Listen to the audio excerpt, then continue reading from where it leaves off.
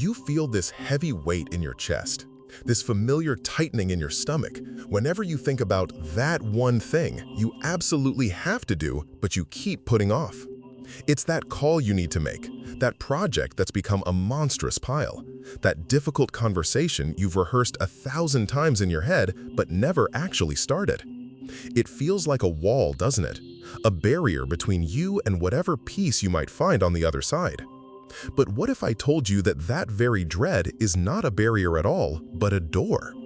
A surprisingly simple, ancient teaching, nearly 2,500 years old, from a story you might recognize, shows us exactly how to walk through it.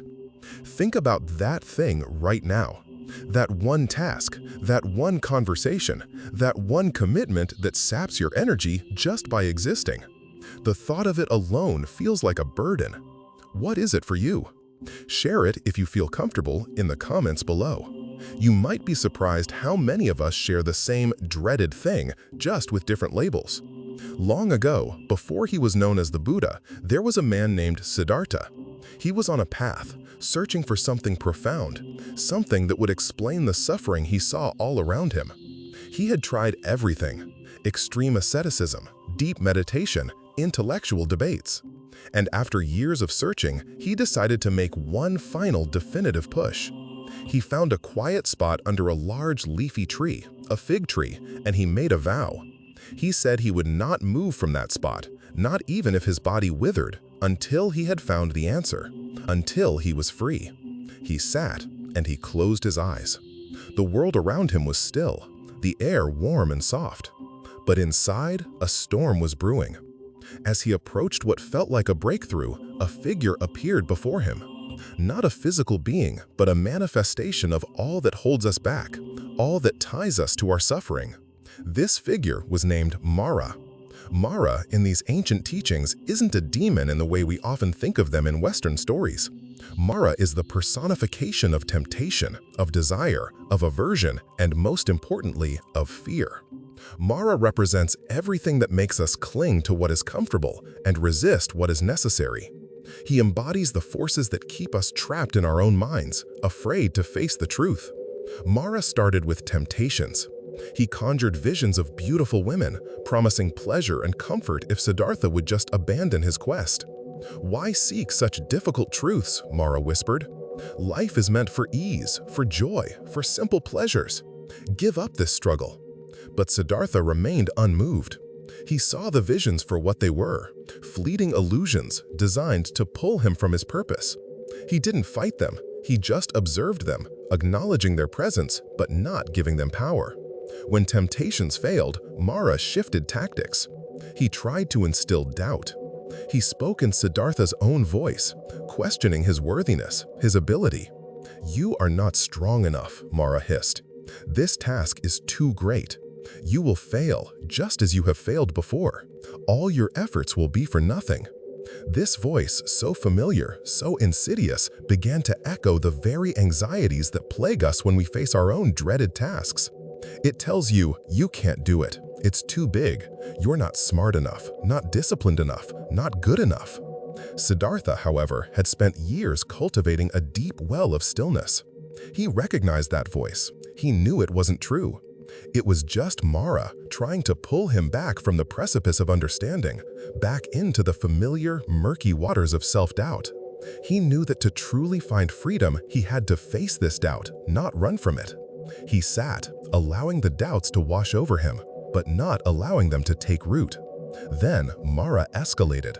He brought forth an army. Not an army of flesh and blood, but an army of terrifying images, of monstrous creatures, of thunderous roars and fiery projectiles. This was the full force of fear and aversion, everything we dread, amplified and thrown directly at Siddhartha.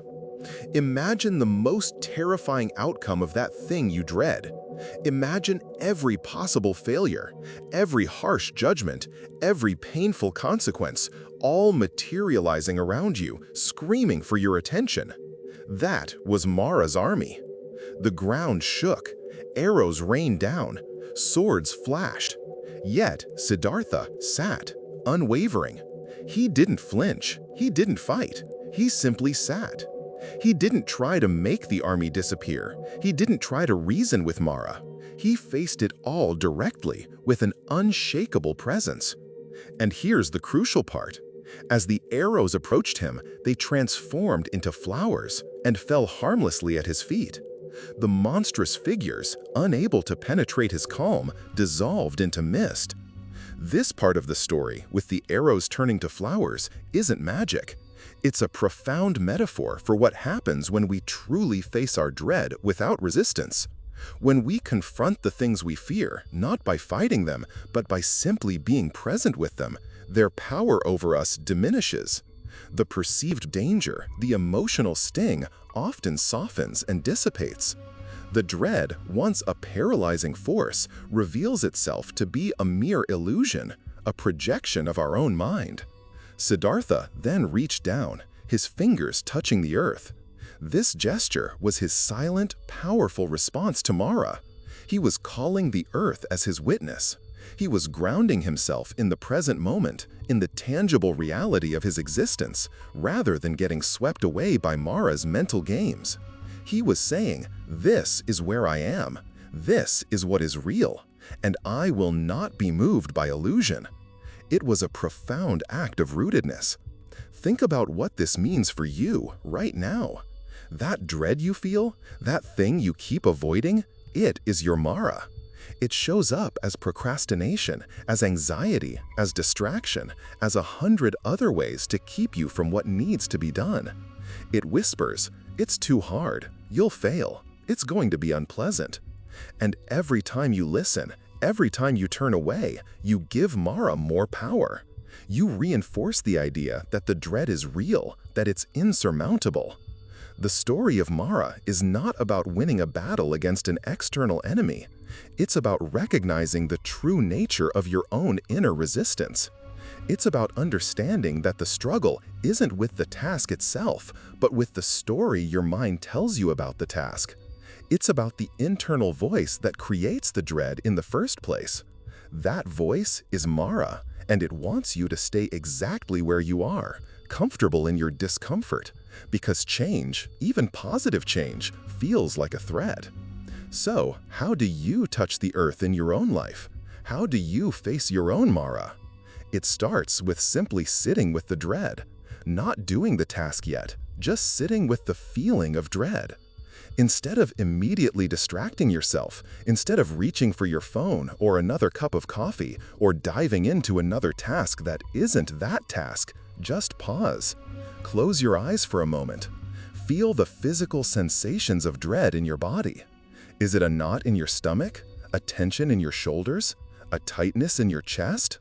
When you observe these sensations without judgment, without trying to push them away, something interesting begins to happen. You realize that the feeling itself, while unpleasant, is not actually harming you.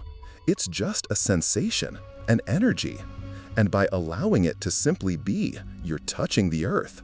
You're saying, "I see you, dread. You are here. But I am also here, and I am rooted." You are witnessing Mara's army without joining the fight. This is the doorway. The moment you stop running from the feeling of dread and simply allow it, you create a tiny space. In that space, you begin to see that the dread is not the task. The dread is your reaction to the task. It's the story you've built around it. And when you realize this, you reclaim your power. You can then choose to act not from a place of fear, but from a place of quiet resolve. Imagine that dreaded thing. Now imagine taking just one tiny, almost ridiculously small step towards it. Not the whole thing, just one email, just 5 minutes of focused work, just one sentence of that conversation. The purpose isn't to finish it. The purpose is to move through the dread, even for a moment. To prove to yourself that Mara's army is not made of steel, but of mist. To see that those arrows of fear turn into flowers as they approach your calm, rooted presence. This isn't about becoming fearless. It's about understanding that fear and the dread it creates is often a paper tiger. It roars loudly, it looks terrifying, but it has no real teeth unless you give it yours. The freedom isn't found by waiting for the dread to disappear. It's found by walking directly into its perceived center. It's realizing that the monster was just a shadow cast by your own mind's resistance. When Siddhartha finally faced Mara and remained unshaken, he achieved what he had set out to do. He found freedom. Not freedom from all challenges, but freedom from the internal struggle that chained him to suffering. He found a profound peace that allowed him to see reality clearly. And that peace came not from avoiding Mara, but from engaging with Mara, from seeing through his illusions. The thing you dread doing, it sits there, a heavy, silent presence, draining your energy, coloring your days. It might feel like a punishment, an obstacle placed specifically in your path. But this ancient story invites you to see it differently. It is not a punishment, but an invitation. It is not an obstacle, but a doorway. It is precisely the thing you dread that holds the key to your freedom. By turning towards it, by acknowledging the dread without judgment, and by taking just one small step, you begin to dissolve the illusion of Mara. You learn that your peace isn't dependent on the absence of discomfort, but on your willingness to face it. You learn that your peace isn't dependent on the absence of discomfort, but on your willingness to face it. It's in that very turning towards, that unexpected whisper of courage, that you find the first crack in the wall of dread. The air around you shifts. You realize the energy spent avoiding was far heavier than the discomfort of just being with it. A quiet strength awakens, a gentle knowing. The way to true freedom lies not around the thing you dread, but directly through it. What is one tiny, almost laughable step you could take towards that dreaded thing, just to see if the arrows really do turn into flowers? Tell me in the comments.